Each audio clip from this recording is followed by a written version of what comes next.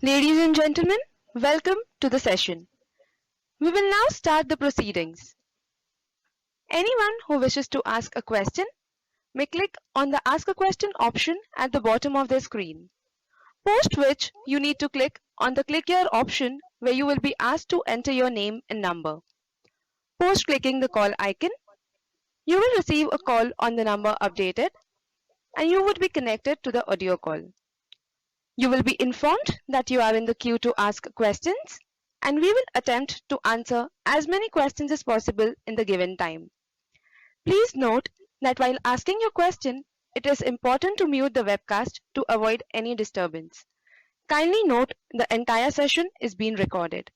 I will now hand over to the Nestle India team. Over to you, sir. Thank you. Good afternoon, everyone. Welcome to the Nestle India Financial Analyst and Institutional Investors webcast. I'm Shashank Kumar Nair, Senior Manager Corporate Communications, Nestle India. I have with me today my senior colleagues from the Nestle India management team, Mr. Suresh Narayanan, Chairman and Managing Director, Mr. David McDaniel, Executive Director Finance and Control and Chief Financial Officer, Mr. B. Murli, Director Legal and Company Secretary, and Mr. Sanjay Khajuria, Director Corporate Affairs. Now, before we get started, let me first read out the standard disclaimer. This presentation may contain statements which reflect management's current views and estimates and could be construed as forward-looking statements. You are cautioned not to place undue reliance on these forward-looking statements, which holds only as of the date. The future involves uncertainties and risks that cause actual results to differ materially from the current views being expressed. Potential uncertainties and risks, but are not limited to factors such as changes in general economic, political, or market conditions, commodities and currency fluctuations, competitive product and pricing pressures, industrial relations, and regulatory developments. Significant disruptions in operations due to unforeseen events, including as a result of the spread of the disease. Volume and mix and organic growth are basis Nestle internal reporting standards. Figures are regrouped, reclassified to make them comparable. Calculations are based on non-rounded figures. Analytical data are best estimates to facilitate understanding of business and not meant to reconcile reported figures. Answers to questions may be given basis generally available information. The entire proceedings are being recorded and will be uploaded on our website www.nestle.in. As per the agenda today, we will have a presentation from Mr. Suresh Narayanan, followed by the question and answer session. I will now request Mr. Narayanan to please take over and make his presentation. Thank you, Shashank. Good afternoon, ladies and gentlemen, and good afternoon to all of you. I also especially would like to welcome those who have joined us from overseas for this analyst meet. And I'm delighted that this has been fulfilling a long-standing request from some of you that we should have more frequent interactions with you on the company, its performance, and its prospects. We met a couple of months back, and I'm delighted once again that we have afforded this opportunity today. I title whatever I have to share with you today as a report card of a resilient organization. As we go through a storm, there are three characteristics that I believe are extremely important to organizations. One is the quality of people and the quality of brands. Second is a tenacious spirit, a spirit that is never say die, and that gives them the strength and the fortitude to combat the future. And finally, resilience. And resilience is an important characteristic of many organizations, and I'm sure that this is a facet that you would all agree with. So if we are a resilient organization, there are certain principles that we follow in making ourselves resilient. Our vision is very simple, it's very straightforward. It is focused on 5 P's: people, purpose, planet, partnerships, and performance. Fundamentally, the raison d'etre of the organization is defined by the purpose and values. Ours is to unlock the power of food, to enhance the quality of lives of people, of generations that are here today, and that are yet to come. Planet, we are all part of an environment that is constantly going through stress, and what contribution a company makes to it is certainly important in the context of the overall health of the planet. Partnerships, the reason why Nestlé is successful as a company is fundamentally due to the partnerships that it has made over decades, I dare say over centuries in some parts of the world. People, and fundamentally this is the building block of an organization. And this entails the performance and the prospects of an organization. And finally, the performance itself. So in holistic terms, these are the 5 P's that we would like to focus upon and what I would like to share with you today. Before we begin, a key highlights of the 2020 results that you've just seen. Firstly, we've had strong domestic sales growth, broad-based and largely driven by volume and mix. The overall sales went up by 8.1%, the domestic sales went up by 8.5%, and the underlying volume growth in this was fairly encouraging and hearty at about 6%. Nearly 2/3 of our key products have been boosted by in-home consumption, and these have posted a double-digit growth. That means that the brand framework and the equity framework of the organization has been reasonably resilient in the storm. Innovation and renovation pipeline continues to be a thrust area. The pace of new product innovations might not have been as large in 2020, but nevertheless, as I will explain to you in a few slides, this is at the cornerstone of who we are as an organization. Demand in the out-of-home channels continues to improve. It had been through some very difficult times during the serious part of the pandemic, but gradually on a sequential basis, we are getting back to some normalcy, and I do hope that we will be back to normal quite soon. E-commerce continues to contribute better towards domestic sales, and I will come to how this has really boosted the fortunes of the company. If you look at on a broad-based basis, the performance has been secular across. Milk products and nutrition, that's roughly 45 to 46% of the portfolio of the company, has grown by about 9%. Strong growth in nutrition and in milk products. So this is something that has been a secular trend as far as this category is concerned. Prepared dishes and cooking aids, which is the Maggi brand, which contributes about 30% of the business, grew at about 11.4%. Again, volume growth together with value growth, and this has also been something that has actually had a very strong performance in the last quarter of 2020, when Maggi brand grew at almost 20%. During this period, ladies and gentlemen, we've added almost 10 million households to the consumption basket of this brand. It is important that the resilience of the brand continues as we get to more normal times. Confectionery has grown by about 7%. It contributes about 13.6%. And here again, on a quarter-on-quarter basis, and in fact, on a Q3 and Q4 basis of last year, the performance of brand KitKat has been salutary. In fact, it has grown by over 20%. And finally, powdered and liquid beverages, which is the coffee portfolio, which contributes about 10.5%, shows a muted performance of a little less than 1%. And this is really because of the out-of-home contribution to this brand, which is fairly significant. If you look at the retail segment of the brand, it has grown by over 11%. And we have consolidated our strong market leadership in this category, and the prospects also are looking fairly promising. So if we call ourselves a resilient organization, what are the facets that I would like to touch upon here with you today? There are 11 facets that I would like to touch upon very quickly.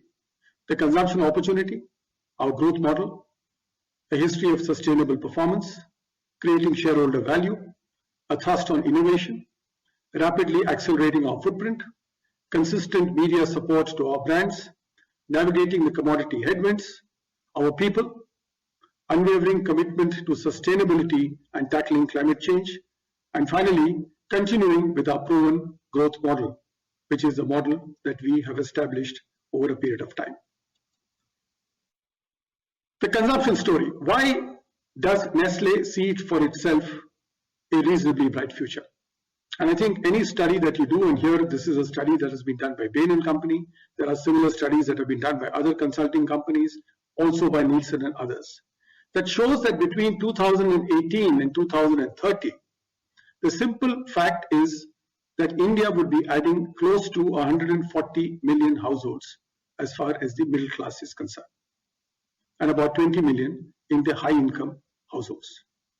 That simply means that the consumption of packaged goods, of branded goods, of goods and brands with a high quality, with high safety, with good nutrition, and with good credentials is likely to have an uptick.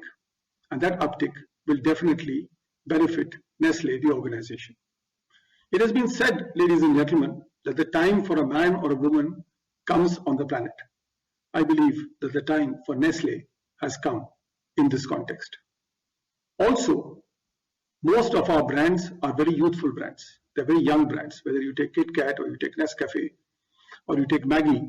These are very young brands. And India will be blessed to be one of the youngest nations by 2020 with a strong Generation Z and millennials who will constitute this population. So 77% of India's population would be what we would call young. And if young people we cannot engage as an organization, then I think it will be an opportunity lost. So the consumption profile, the consumption story would continue to remain strong. As I have said before, and I continue to maintain, we can be delayed, but we cannot be denied. And that is the consumption story that India would pan out to. So what is our simple growth model? The simple growth model consists of 5 key parameters. Number 1, strong cost and efficiency management. Number 2, this is an articulated strategy that we have been following for the last 5 to 6 years consistently. And I can say so that ever since I've taken the helm of this fine organization, this has been the driving strategy for our performance. Penetration-led growth. Many of our categories still enjoy relatively low levels of penetration. Getting more households, getting to more areas, increasing the frequency, increasing the depth of consumption, that is a simple, straightforward, virtuous cycle that forms the growth engine. Investing and innovating, we have 35 billionaire brands, as they are called in the Nestle firmament, brands with a sale of more than 1 billion Swiss francs. There are only 9 of them in India. And that tells me, very simply, a theme that I have maintained before. The question is not what to launch, the question is when to launch. Competitive advantage through R&D expertise. I think this is an area of core strength of the company. Nutrition credentials, science-based marketing, and proposition-based brands is the strong suite of Nestle. Converting, therefore, raw materials to such products and such brands involves the use of R&D. We have an R&D facility in India, in Manesar, which is one amongst the 31 facilities globally. And output from this R&D facility is certainly something that will be of vital importance to the company as we move forward. And finally, brand salience.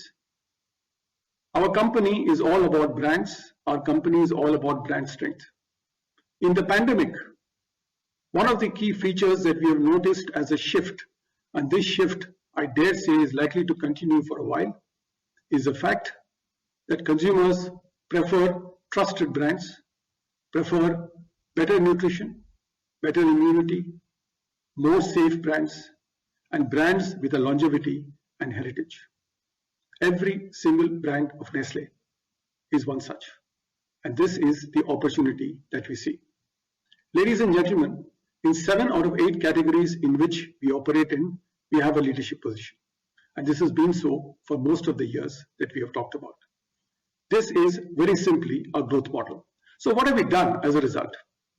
If you look at the volume-led, penetration-led strategy, we've had 10 years of sustainable volume and mix-led growth. This coming out of the crisis that we had in 2015 has been one of the key mantras that we have used as a company.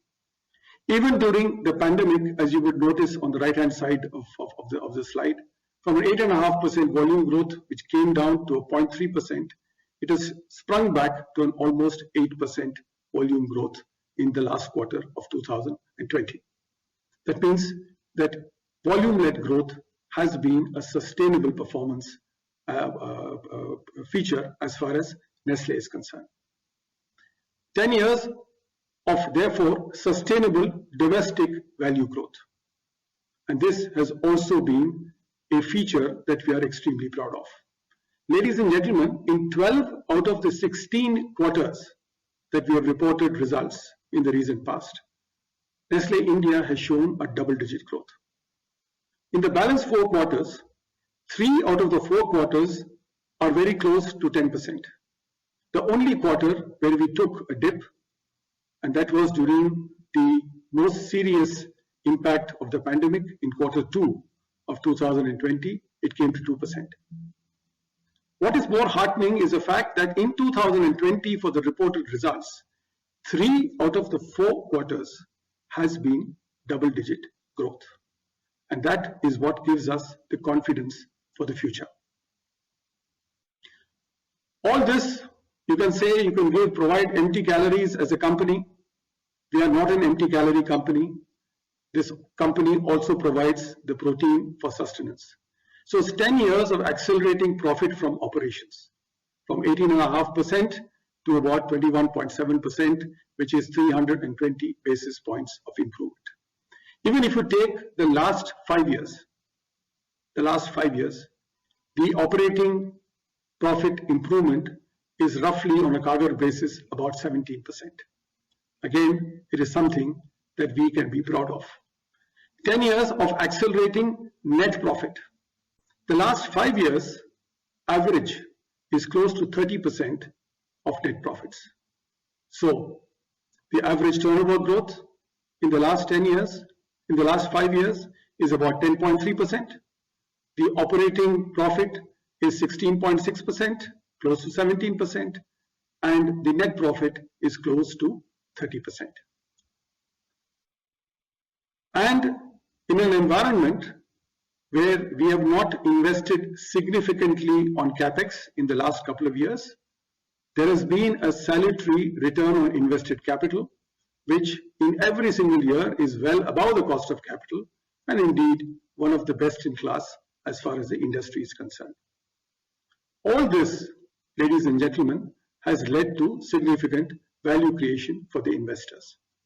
In 2001, your company had a market capitalization of a little over $1 billion US.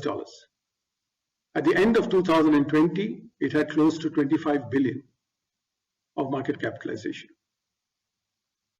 Its return has been about 35.6 times versus the FMCG benchmark index of 13.5 times. We value the trust, we value the manner in which you have supported this organization, and it is this value engine that we would like to continue for the future. I talked about renovation and innovation, and I talked about the fact that we have a lot of runway ahead that we need to cover. In the last 5 years, innovation and renovation has been a centerpiece of this organization. We have been innovating at a pace that's more than 3 times what it was 5 years ago. Almost 80 new products have been launched in the last 5 years. Not all of them have been successful, but almost 70% of them have been successful. What is more important is that the contribution of innovation and renovation to domestic sales has almost trebled in this period, from about 1.5% to close to 4.5%. And this engine is not going to stop. You may say, look, it's nice, you have launched so many new products, are you going to slow down? There is no slowdown here. As I speak to you, there are almost 40 to 50 new innovation projects that are in the pipeline, and that will be consummated in the coming months and in the coming years. We talked about innovation, but one of the critiques of the company has always been that we are an urban-centric company, that Nestle is more an urban company rather than a rural company. When does a company start to accelerate in rural markets? It starts to accelerate in rural markets when two things happen. When there is a convergence of aspiration and when there is a convergence of availability. Now, convergence of aspiration in the digital age, you would agree with me, has been far sharper than what we imagined. Today, the content that is watched on YouTube by a young person in any of the smaller towns or I dare say the villages of India, of Bharat as it were, is not very different from what is watched by his compatriot in urban cities. Similarly, thanks to the progress that has been made with e-commerce channels, especially during the pandemic, we have seen availability also at arm's length as far as these consumers are concerned. It is this that started our journey a few years ago to rapidly accelerate our footprint on the basis of 5 key vectors: widen penetration, expand the portfolio, deploy suitable structure of people, ensure that our products are visible where they matter, and finally, consumer connect in terms of campaigns, activation, and all the things that Nestle is good at the operational level. This has therefore meant that we have strengthened our distribution platforms. This is the total reach and the both the direct and the indirect reach, which has moved up from about 4 million outlets to about 4.7 million outlets. We will be definitely hitting the 5 million mark and beyond in the not too distant future. What is more important, ladies and gentlemen, is what we are doing in what is called rural, which is rural and urban and in the agglomerates that matter. For urban towns, there are 7,935 towns that we cover, and we have been covering it consistently. So that is not the question. The question is, what are we doing about rural India? And here the exercise started in about 2016, where we were covering roughly 1,000 villages. We had almost an access point, a distribution access point of a little over 7,000 or close to 7,500 in terms of small distributors and wholesale hubs. We took that in 2017 to about 9,000 villages, in 2018 to about 51,000 villages, in 2019 to about 89,000 villages, and the total number of access points almost to a figure of about 11 to 12,000. Now, what is the objective? The objective is that we would like to reach 120,000 villages by the end of 2024, if not earlier. Why do we say that this is an important dimension of the next phase of Nestle?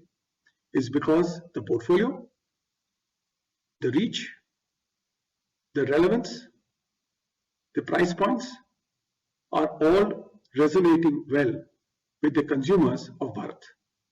And therefore, ladies and gentlemen, over a period of time, we will start to see the dial move across the portfolio of the company to see a greater contribution coming from rural markets as well.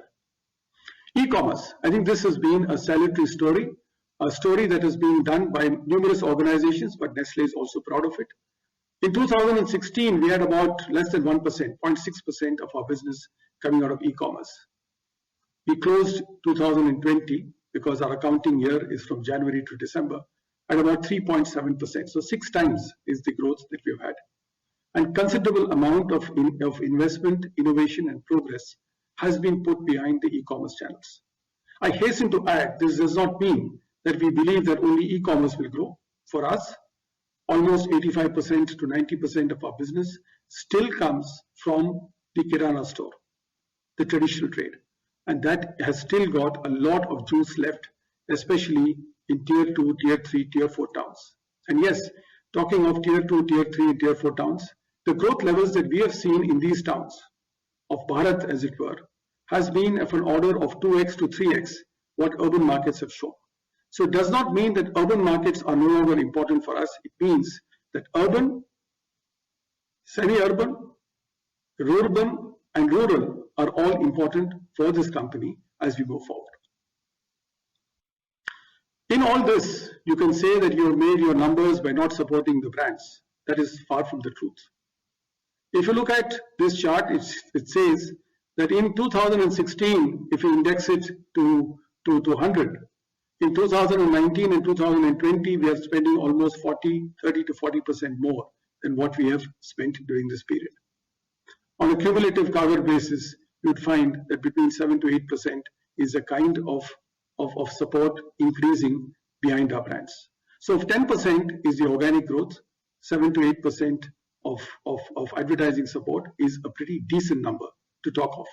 And indeed, during the pandemic, Q2 was the only period when we had to take off the advertising support because of obvious reasons of availability and salience. But thereafter, it has rolled back once again to the levels that we would be happy to support. Commodity headwinds. I think this chart shows that commodity headwinds have been the part of this organization. Indeed, if you look at point to point, milk has moved up from an index of 100 in 2016 by almost 23% higher in 2020.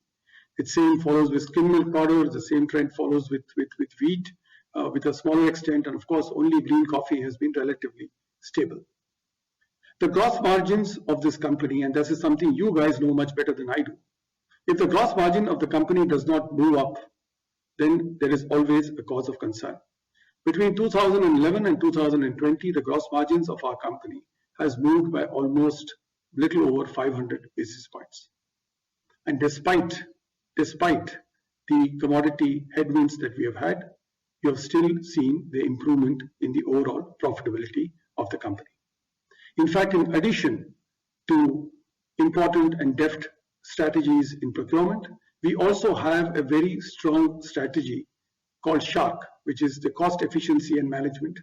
This has led to, in the last 10 years, to a saving of almost 15 billion rupees, or almost on an annualized basis 1.5 to 2% of sales being extracted in terms of improvements in the costs and efficiencies in the system. That is the reason why growth and profitability have moved in tandem. At Nestle, people matter. I said this at the start of the pandemic that for me, the safety and security of my people is above everything else during this difficult situation that all of us are going through. In overall terms, the employee cost has been relatively flat at about 10%. In 2020, it went up to 11.3%. And this is not something that I am ashamed of. This is a conscious investment during COVID in the safety, security of our people, in ensuring that they get the salaries that they deserve, in terms of getting the increments that they deserve, in terms of getting all the facilities that are important for them to perform and for their families to remain safe during this period. So some of it is one-off costs, and some of it, of course, would be related to long-term compensation arrangements. Nevertheless, one of the measures is how has the headcounts of the company moved? The headcounts have been relatively flat. As you can see, from 7,600 people, 7,500 people, now to 7,800 people. It is no substantial change that has happened in this. So we have kept the headcounts the same, we have provided what needs to be provided, and of course the productivity of the organization also has been on the upward trend, as the graph above shows you. I talked about planet, and I believe that for Nestle, the planet and contributions to the planet are an important facet of who we are as a company. Showing growth, showing profitability, and showing a lackadaisical attitude or a disdain for the environment is not what is the Nestle model. It is our unwavering commitment to sustainability and tackling climate change. So we are putting our money where our mouth is. If you index 2018 at 100, in 2020, we have almost doubled the sustainability spend. In 2020, ladies and gentlemen, Nestle India recycled 20,000 tons of plastic.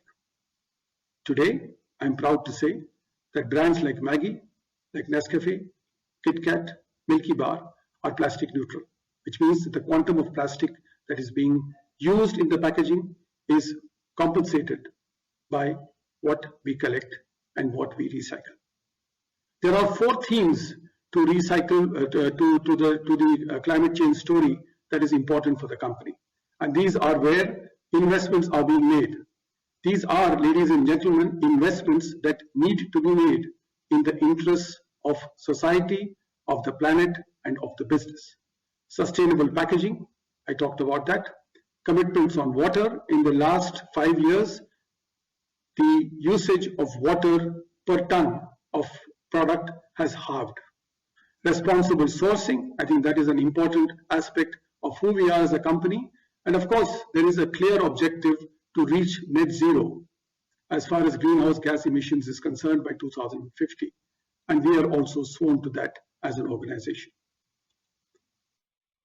So finally, what is it that makes this company operate the way it operates?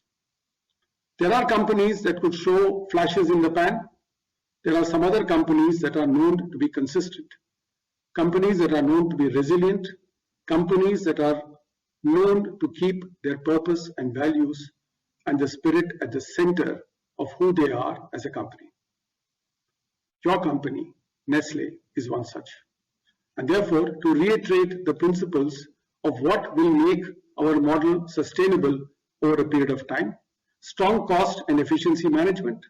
This is not a profligate company. This is a company that is careful in what it does, how it spends. But where it needs to invest, it will invest.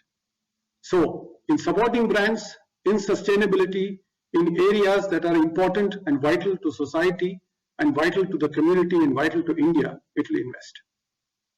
We've talked about investing in new factories. Capital expenditure has been announced at 26 billion rupees for the next 3 to 4 years. As I speak to you, the factory, the 9th factory in Sanand is coming up. I do hope to be able to commission it by the end of the year. And yes, I committed to you on diversity in that factory. Today, I'm delighted to announce to you that 70% of the recruitment that has been done at that factory, and we have to recruit people in advance because we believe in training our people before they start working. 70% of them are women. So I would like this factory to be a lighthouse, not just for the Nestle Group, but for India in the deployment of women as operators and women in other responsible positions that can sustain this organization for the future. Penetration-led growth, we talked about it, and there are numerous brands and numerous initiatives that have all been on the foundations of penetration-led growth. Investing and innovating, I would like to assure you that this company is not going to sleep at the wheel and rest on its laurels of launches that it has done in the past. We are aggressive. We will fail to succeed if that's what is the learning that we need to succeed. And I think it is important because unless the investing and the innovation journey is not carried forward, the journey of this organization would be incomplete in the opportunities that it enjoys. Competitive advantage through R&D and expertise. This means not just the introduction of new products, it also means introduction of new categories. And that's an area that the company is aggressively looking at in order to sustain it. And as you know, Nestle is a long-term oriented company. It seeks to invest in brands over an extended period of time. It does not give up on its efforts simply because there has been a pandemic or simply because there has been something that has stopped in our tracks at any point in time. And finally, the love, support, the trust, and the commitment that consumers have given our brands is what keeps this company going. Therefore, ladies and gentlemen, I would like to end by saying that we can have our ups and downs as an organization, we can have our ups and downs as a country, we can have our ups and downs as a society. But your company, Nestle India, is here to stay after 108 years for a longer period of time in the same resilient, positive, respectful spirit that it has adopted for all these years. Thank you very much, and we would now, of course, be open to questions as they emanate. Thank you very much. Thank you so much. We will now begin the question and answer session. Anyone who wishes to ask a question may click on the Ask a Question option at the bottom of the screen, post which you need to click on the Click Here option where you will be asked to enter your name and number. Post clicking the call icon, you will receive a call on the number updated and you would be connected to the audio call. You will be informed that you are in the queue to ask questions and we will attempt to answer as many questions as possible in the given time. Please note that while asking your question, it is important to mute the webcast to avoid any disturbance. We will wait for a moment while the question queue assembles.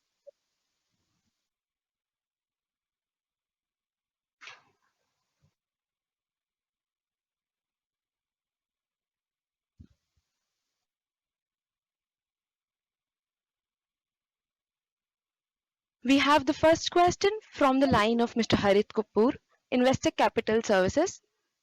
Sir, you may please go ahead. Yeah, hi, good afternoon. Am I audible? Yes, you are. Yes, sir. Yeah. So just had two questions. The first question was, if you look at the infant nutrition category, it's a category which probably has extremely low penetration from your end in the marketplace, and it has probably not seen the kind of growth that probably some of your other categories would have grown. If you could just give us a sense on, how do you see, the category growth, if for you as a market leader going forward over the next 3 to 4 years, do you feel that it will track historical growths or there could be an expansion in terms of growth rates here, given that you are now significantly penetrating in terms of distribution? That's my first question. Thank you. Thank you, Harit, for your question. It's a very good question. Look, I would firstly like to add a comment to begin with, that at Nestle, we believe fervently that breastfeeding is the best for your child. There's no two ways about it, and therefore, whatever comments I make on the nutrition and milk business of the company is not seeking to expand it, the category in any surreptitious way. Having said that, I believe that the growth record for the milks and nutrition portfolio will continue to be relatively strong as I go forward for three simple reasons.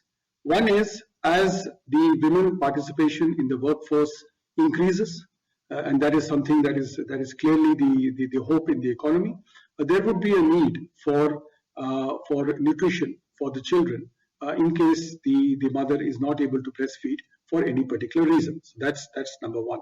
Number two, as you rightly said, Harit, aspiration for better, wholesome, and more complete nutrition for the child is an aspiration of every mother and father in this country. And in fact, in the smaller towns, there is the same aspiration that is there in the larger cities. And therefore, as we expand our footprint, I do see a positive impact of this rubbing off as far as the milks and nutrition business is concerned. Number three, we are not going to be resting on our laurels.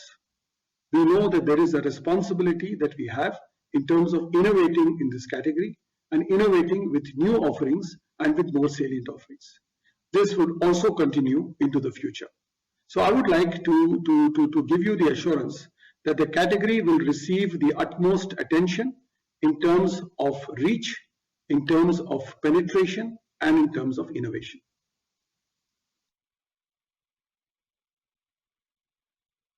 Yeah, thank you, sir. My second question was on pricing. So you are seeing inflation of key commodities over the last few months. Just wanted to get your sense on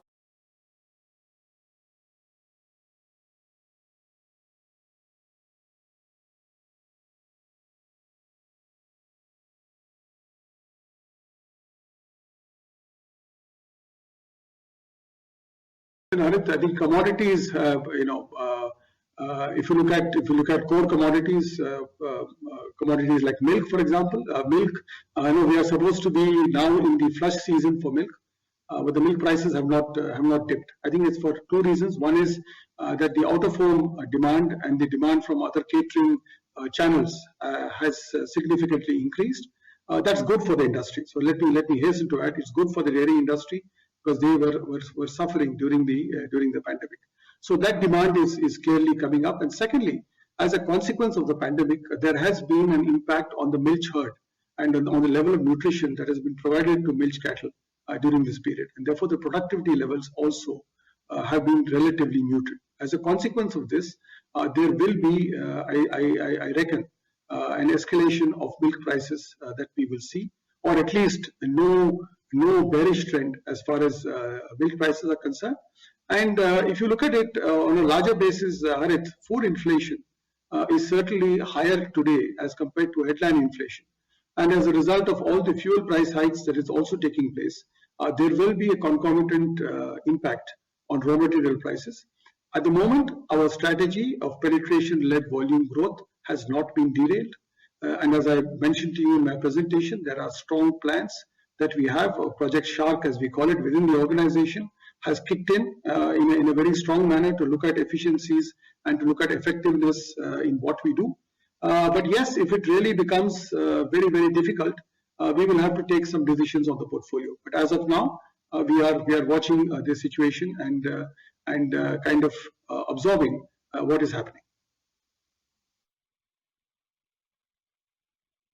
Okay, thank you for this, and thank you very much for your presentation. Thank you. Thank you so much. We have the next question from the line of Mr. Jay Doshi, Kotak Institutional Equities. Sir, you may please go ahead.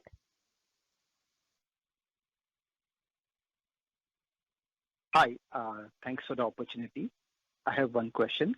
Over the past decade, your employee costs and other expenses have increased from about 31% of sales to about 34%, ballpark numbers, whereas the same for most of your peers would have reduced by 400 to 500 basis points. So can you please talk a little bit about your cost savings program and how do you think about operating leverage going forward? Thank you. I think, look, in terms of employee costs, I think what we do is a combination. You know, the headcount that we keep is a headcount that we maintain. We have not dramatically changed our headcount, and the average level of salaries that we pay are on a region cum industry basis, so it is not completely out of whack. There has been, of course, with the investments that we have made in particular parts of the infrastructure of the company, there have been some increasing costs that you might have seen. Certainly during the COVID times, there have been increasing costs, and I have a clear rationale for it. It's not profligacy. It is empathy and compassion to ensure that people are taken care of during this period. And as we improve the overall volume throughput of the company, I think this would start to stabilize over a period of time.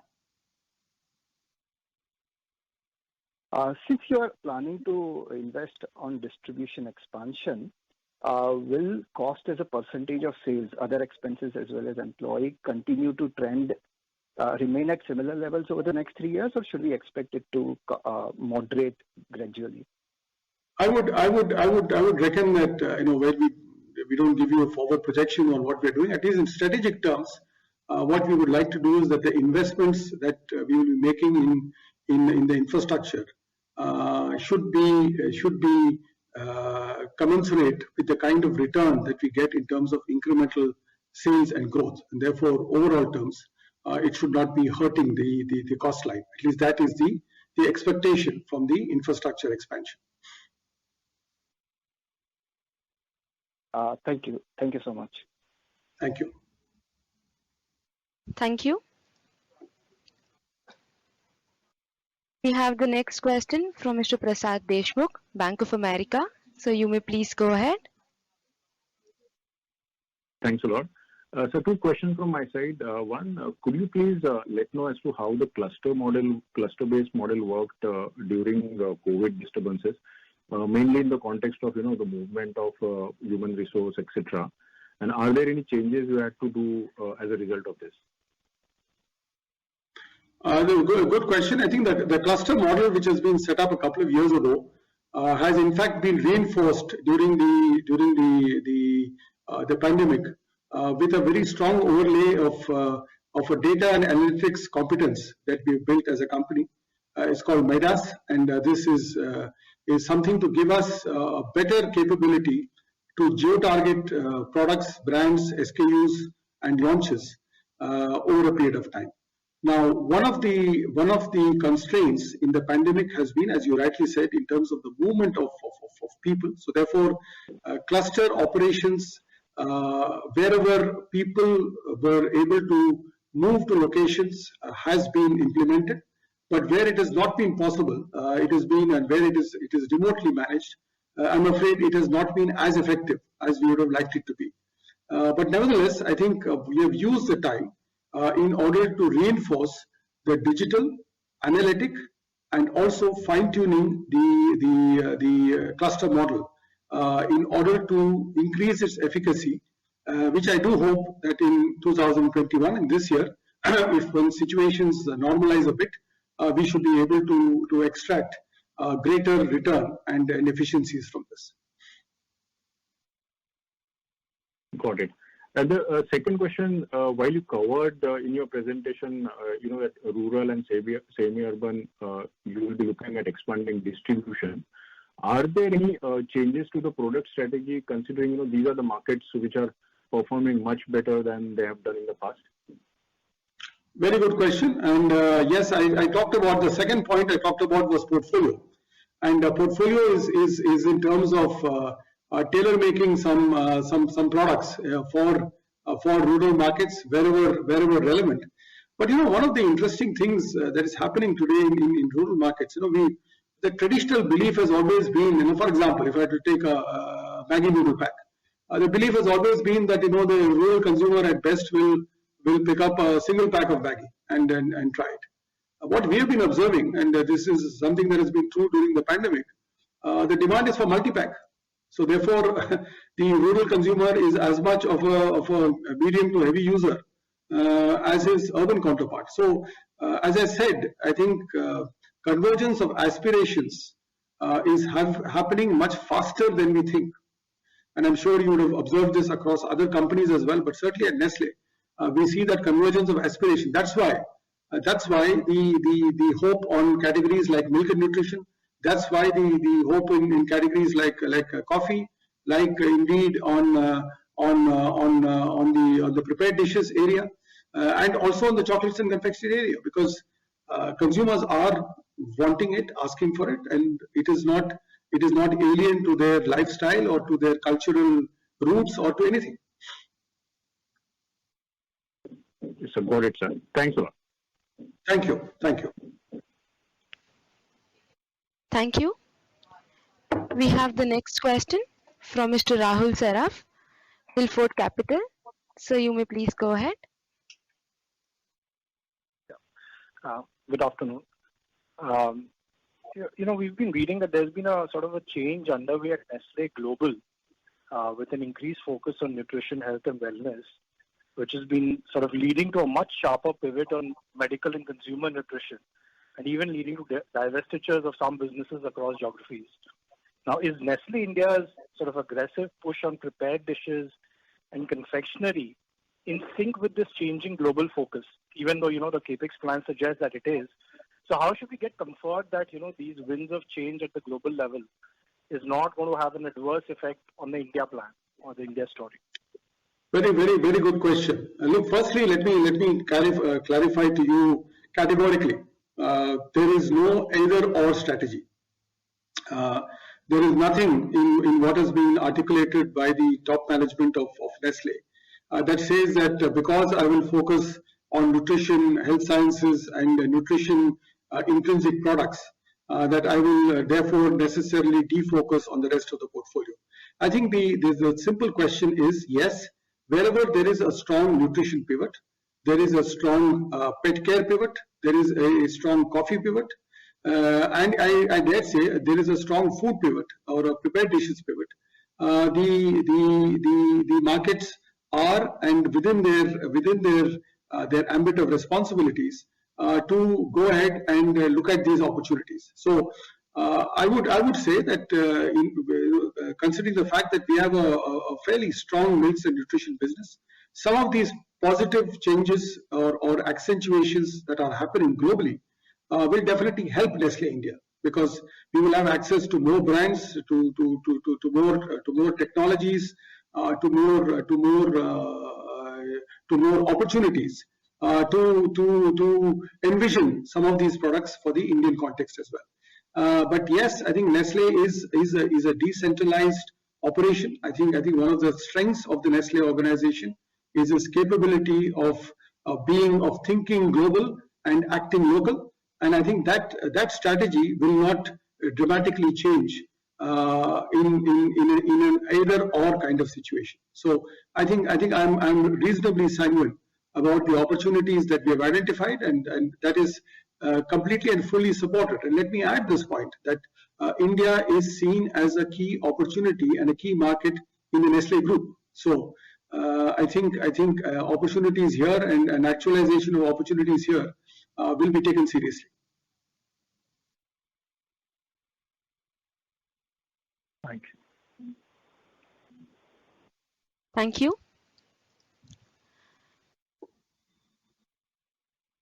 We have the next question from the line of Mr. Shirish Pardeshi, Centrum.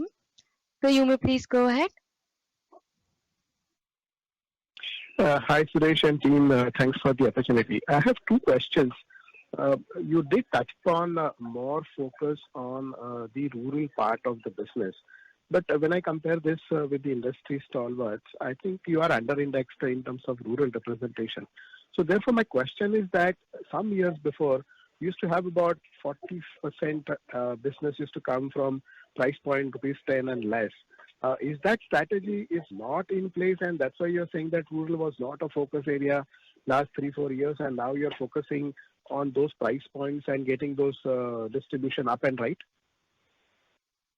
Good to hear you, Shirish. And look, it's a bit like this. The price point is still an important part of our portfolio, but the time, the orientation, and the relevance of the brand in rural markets needs to also come before you start putting in a huge amount of infrastructure.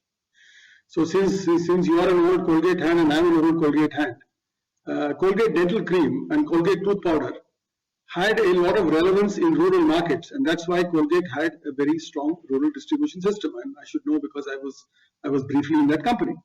But as far as Nestle is concerned, I think our convergence of aspirations has started to happen in the last couple of years. And that is where, for example, the presence of our nutrition portfolio, the presence of our milks portfolio, the presence of our coffee portfolio is more ubiquitous than what it was before. And that is why the whole rationale for ramping up the infrastructure. I do admit that as a company, my contribution still at 25% is amongst the lower end of the spectrum. But the way I look at it is that if I am able to ramp it up quickly, then the contribution that I get, assuming that rural markets still continue to grow, can be quite salutary to the overall performance of the company. Okay. Just an observation and extension to the follow-up what we are saying. We also saw supply chain disruptions significantly hitting us in the second and third quarter. Parallelly, we also noticed that our focus was improve the distribution through wholesale in the rural markets using Maggi platform. And we also observed that in the deep rural markets, Maggi small packs are not available, but heartening to know that you think multi-packs are selling. So do you think the supply chain initiatives and the money which you are trying to deploy now will significantly take care of our requirements for the rural product and throughput in the rural markets? Let me divide the question up, Shirish. The first is you're talking about the supply chain situation during the pandemic, and I know that there was a lot of comments that were coming around saying that Nestle was slow off the block, was not able to respond. Let me be upfront on this. There are three things that determine whether a company is able to respond to a situation of this kind. Number one, our portfolio. Our portfolio consists of products where the level of food quality, safety, and technology is, I dare say, much higher than what it takes to make some simple staple products that indeed the industry is known for. That's number one. Number two, as a consequence of this, the kind of ecosystem that we need to ramp up and that we need to put together during such a serious pandemic is also quite considerable. Remember that each of these products need multiple raw materials to be aligned together in order to make a product. So that in a pandemic means tremendous efforts in order to make that happen. Number two.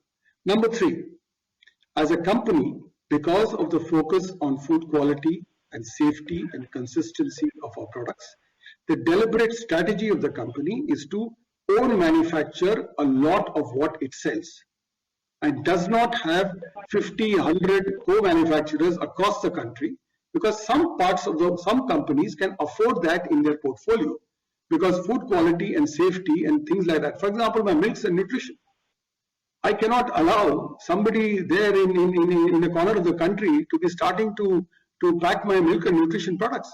It needs a certain level of sophistication and technology, and that means that it has to be at a larger scale facility.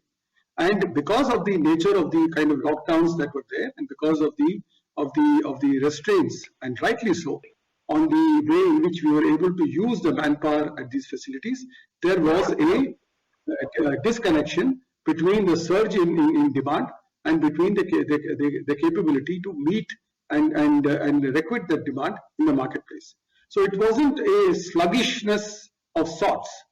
It is the hard reality that we face in terms of portfolio, in terms of complexity, and in terms of technology. And these are the reasons why the way in which we could respond was different. Now, on the assumption that we will not have these kind of issues, I do hope and pray for the future. The ramping up that we're doing in the rural infrastructure and also in terms of the route to market is to take care of the availability and access in markets with multiple SKUs. So small pack is one part of it. I told you about multi-packs. And if I'm able to get a larger throughput of carrier packs into the rural hinterland, so much the better for me. So both parts I do hope would be addressed as far as the future of Nestle is concerned. That was very, very, very helpful, Suresh, and thank you and all the best. Thank you. Thank you. Thank you, Shirish. Take care. Thank you so much. We have the next question from the line of Mr. Aditya Soman, Goldman Sachs. So you may please go ahead. Hi, good evening, Suresh, and thanks, team, for the presentation. My first question is on infant nutrition and baby products. I think, would it be fair to say that the overall sort of e-commerce penetration on this category would be higher than some of the other categories, or that would be a wrong inference?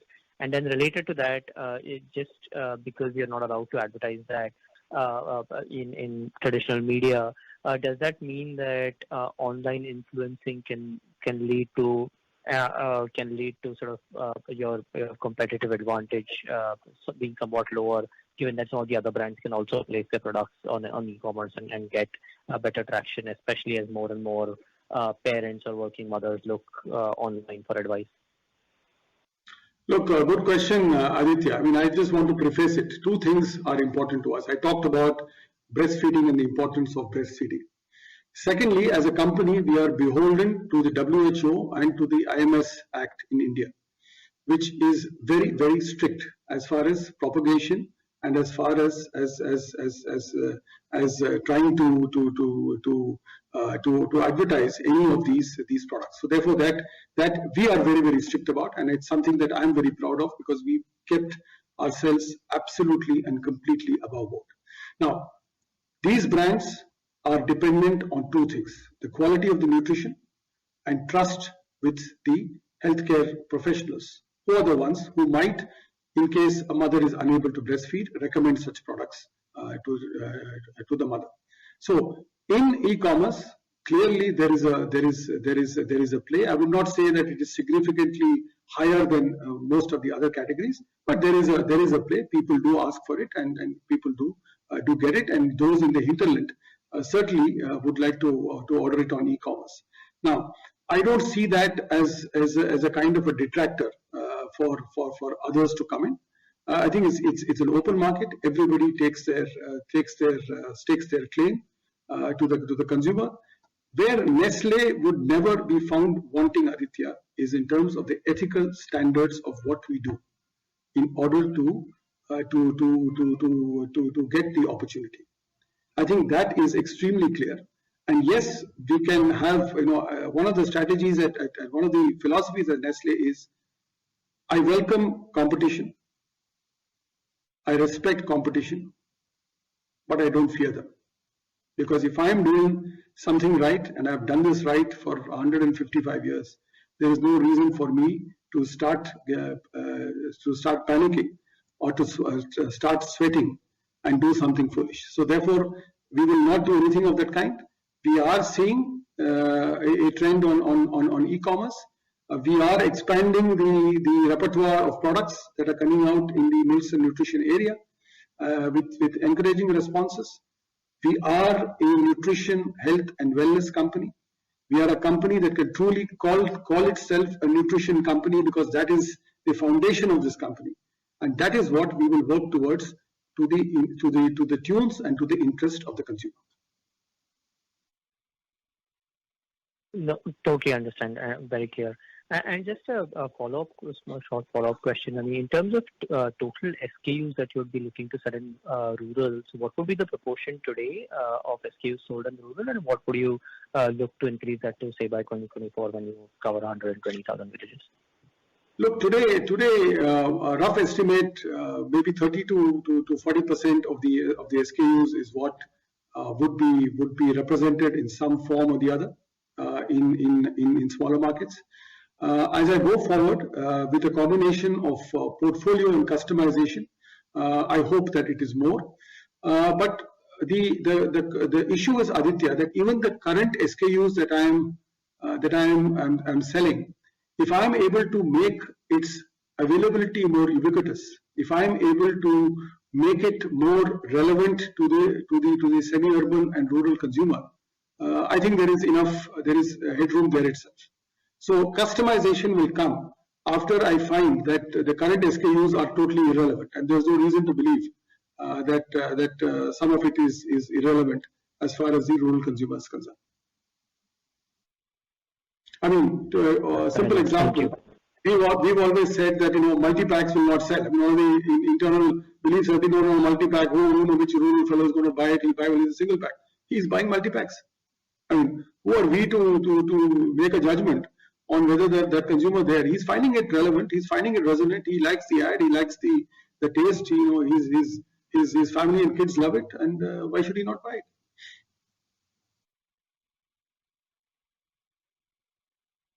Yes, thank you. Yeah, thank you. Thank you so much. We have the next question from Mr. Rahul Maheshwari, Ambit. So you may please go ahead. First of all, good evening to everyone. I have two questions. First, can you give some insight or color on your Nestle Health Science division among the nutrition segment which is there? How big this can be, and what are the plans for the Nestle? Either to make it as a equivalent big category like a nutrition, because we are finding the competition very aggressive and the results are coming. So has Nestle also has the same kind of plans to make it very large segment? Good question, Rahul. Good question. For me, let's say health science is clearly an opportunity for the company. I must say that some of the products that are there in Nestle Health Science are products that I'm extremely proud of. If you look at our one of our flagship products called Peptamen, which is a post-operative protein source for people undergoing surgeries or serious illnesses, it is the best product that you can get. I mean, that's That's a simple fact that has been conveyed to me by doctors and by surgeons, that it is the best post-operative protein source that you can have.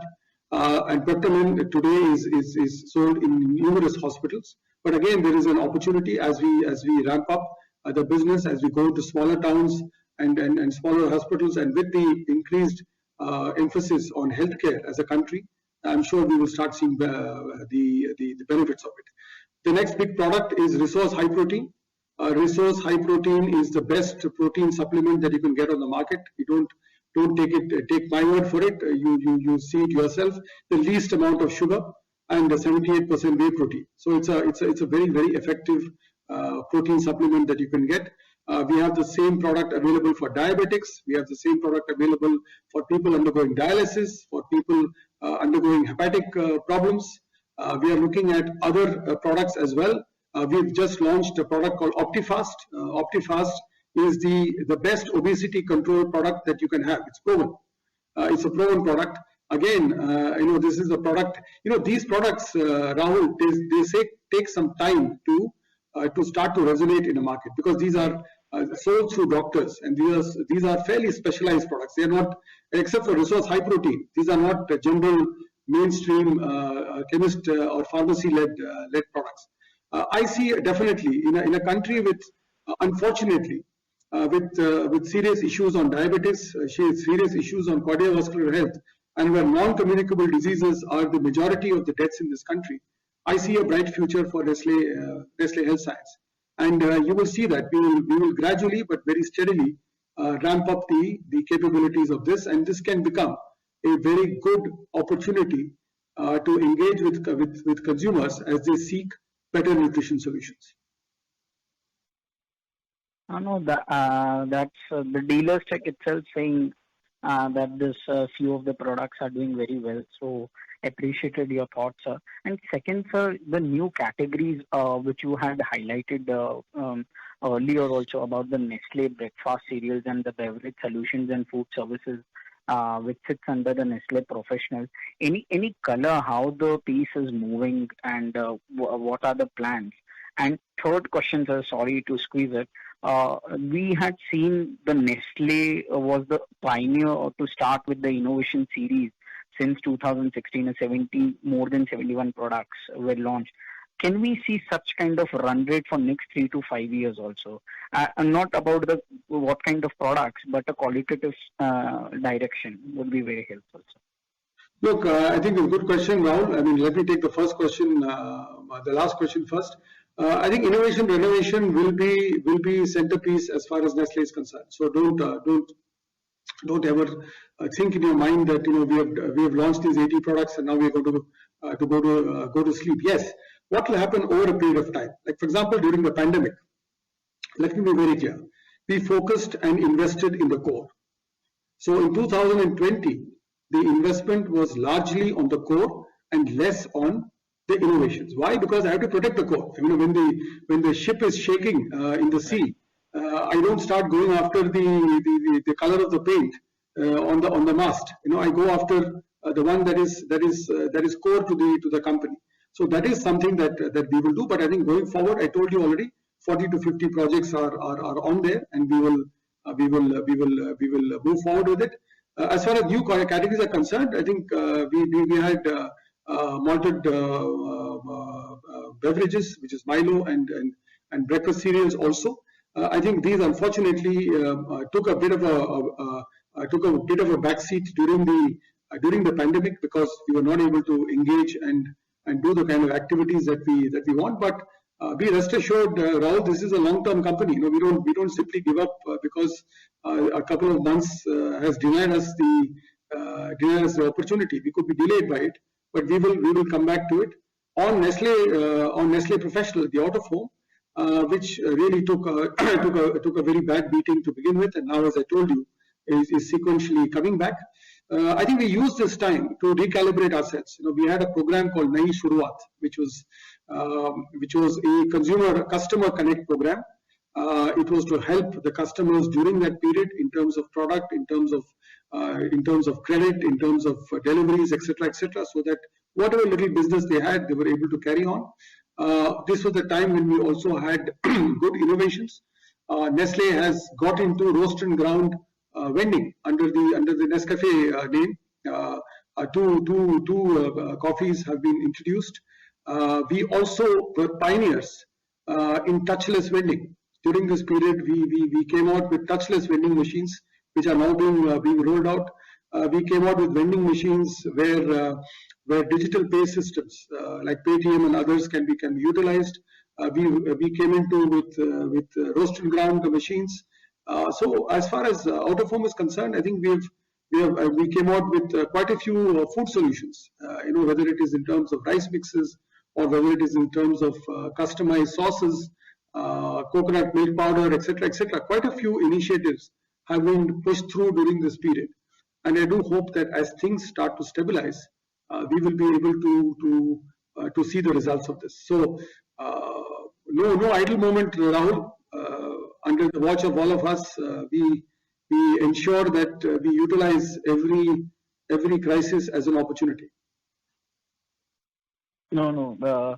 We have seen across years the best execution by you. So all the best wishes to you and team, sir. Thank you, Rahul. Thank you. Thank you. Thank you. We have the next question from the line of Avi Mehta, Macquarie. You may please go ahead.